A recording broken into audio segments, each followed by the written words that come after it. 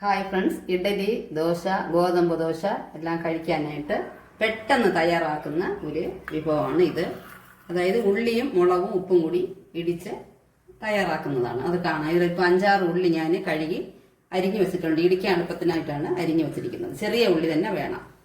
ഇത് ഇടിച്ചിട്ട് കാണാം. അത് ഇടിക്കുമ്പോൾ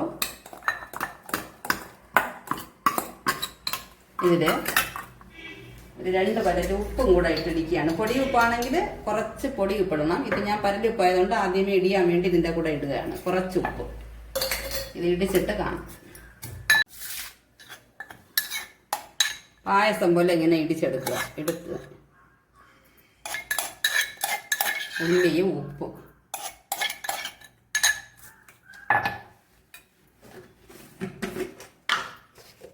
വറ്റൽമുളക് പൊടി 1 സ്പൂൺ ഇടാം. ഇത് ചെറിയ സ്പൂൺ ആയതുകൊണ്ട് ഞാൻ കുറച്ചുകൂടെ ഇടുകയാണ്. എന്നിട്ട് പച്ച വെളിച്ചെണ്ണ അത് നല്ല ധാരാളം ഒഴിക്കുക. അതായത് ഇതാ ഇങ്ങനെ നല്ല കുളം പോലെ ഒഴിക്കണം. ഇതാ കണ്ടോ, ഇതിൽ വെള്ളം ചേരുന്നില്ല, എണ്ണയാണ്. ഇങ്ങനെ ഒഴിച്ച് കുഴയ്ക്കണം. ഇത് അടിപൊളി ടേസ്റ്റാണ് കേട്ടോ. കാര്യം നിസ്സാരമാണെങ്കിലും കഴിക്കാൻ സൂപ്പർ. ഇനി നമുക്ക്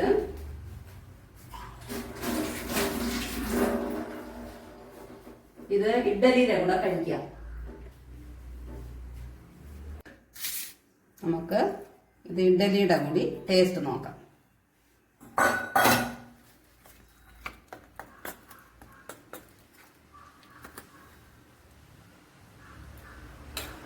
ഇഡലി, ഇഞ്ചി ചായ,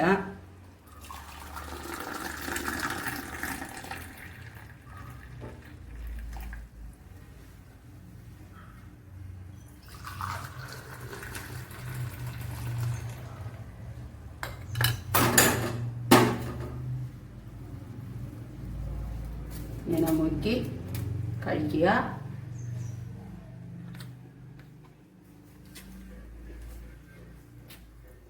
അടിപൊളി ടേസ്റ്റ്, പറയാതിരിക്കാൻ വയ്യ. എല്ലാവരും ട്രൈ ചെയ്ത് നോക്കണം.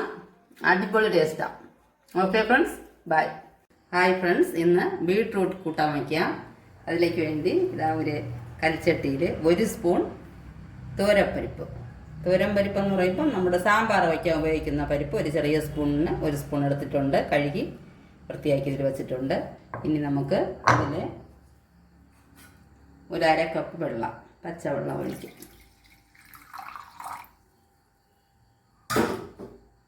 ഒഴിച്ചിട്ട് വെളിച്ചെണ്ണ കുറച്ച് ഒരു സ്പൂൺ, 1/2 സ്പൂൺ മതിയാകും. കുറച്ച് പരിപ്പല്ലേ ഉള്ളൂ. വെളിച്ചെണ്ണ ഒഴിച്ചിട്ട്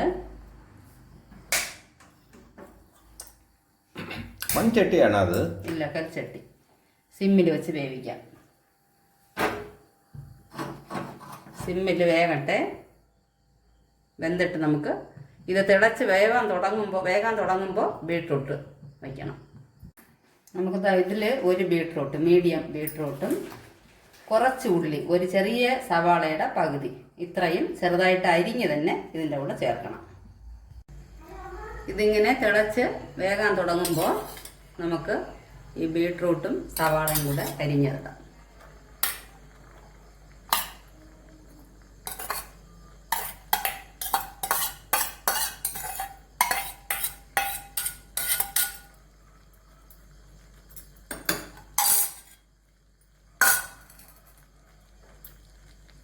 എന്നിട്ട് കുറച്ച് മുളക് പൊടി ഇടാം.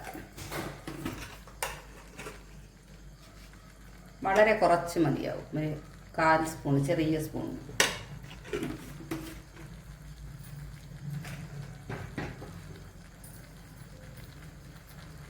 കരലുപ്പിടാം, കുറച്ച് ഉപ്പ്.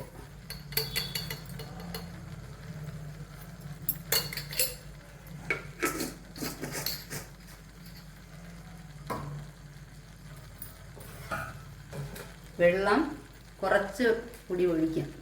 മുങ്ങണ്ട, ചെറുതായിട്ട്. ഇത് വേകാനുള്ള വെള്ളമാണ്. ചെറുതായിട്ട് ആവിയിൽ വെന്താൽ മതി. ആദ്യം ഒരു 1/2 കപ്പ് ഒഴിച്ചിരുന്നു. കുറച്ചുകൂടി ഒഴിക്കുകയാണ്. എന്നിട്ടിത് വേകണം, ആവിയിൽ വേകട്ടെ. എന്നിട്ട് നമുക്കിത് അരപ്പ് റെഡിയാക്കണം. അരപ്പിന് വേറെ ഒന്നും വേണ്ട.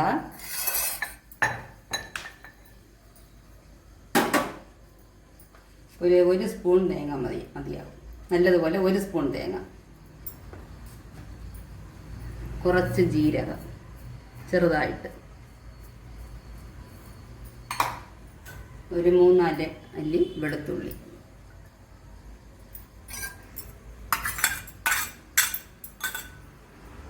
ഇത് വെന്ത് വറ്റി വരുമ്പോൾ ഇടിച്ച് അതിൻ്റെ കൂടെ ചേർക്കുക. ഒരു 1/2 സ്പൂൺ കൂടെ തേങ്ങ ഇടാം. എന്താ ഒന്ന് ഇത്ര നല്ലതുപോലെ ഇടിച്ച് അത് വെന്ത് വറ്റി വരുമ്പോൾ ചേർക്കണം.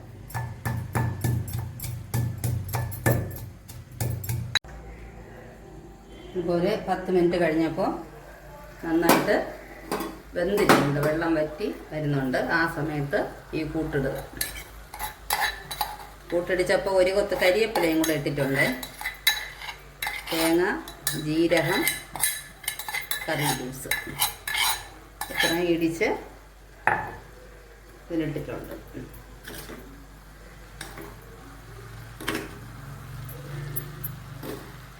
നന്നായിട്ട് ഒന്ന് ഇളക്കുക.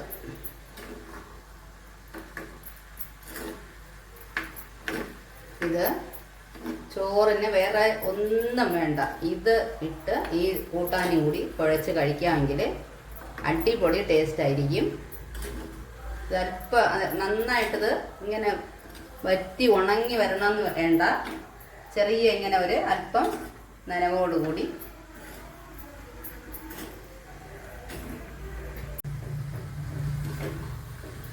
ഇങ്ങനെ ചെറുതായിട്ടൊരു അയഞ്ഞ പരുവത്തിലാണ് ഇത് എടുക്കേണ്ടത്. ഇത് പൊതിച്ചോറിനും ചോറിൻ്റെ കൂടെ വെച്ച് ഇങ്ങനെ പൊതി കെട്ടാൻ നല്ല സൂപ്പറായിരിക്കും. അത് നല്ല ടേസ്റ്റാണ്. അടിപൊളിയായിട്ട് എല്ലാ പേരും ട്രൈ ചെയ്ത് നോക്കണം. ഇതേപോലെ തന്നെ നമുക്ക് ഇത് അമരക്കയും വയ്ക്കാം. ഇതേ കണക്ക് കൂട്ടാൻ വയ്ക്കാം. അങ്ങനെ അടിപൊളി ബീട്രൂട്ട് കൂട്ടാൻ റെഡി. Okay friends, by.